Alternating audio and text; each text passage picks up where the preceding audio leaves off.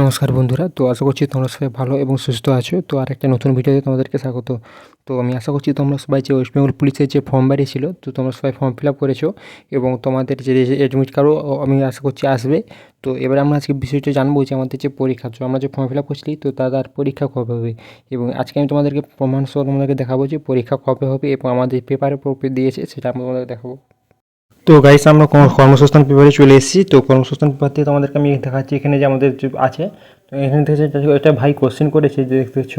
তো পশ্চিমবঙ্গ পুলিশের, ঠিক আছে, তো পশ্চিমবঙ্গ পুলিশের যে কনস্টেবল পদের জন্য যে দরখাস্ত নেওয়া হয়েছিল তার পরীক্ষা কবে হতে পারে, ঠিক আছে। তো রাজীব নাথ আমাদের যে নদিয়া থেকে প্রশ্ন করেছিল।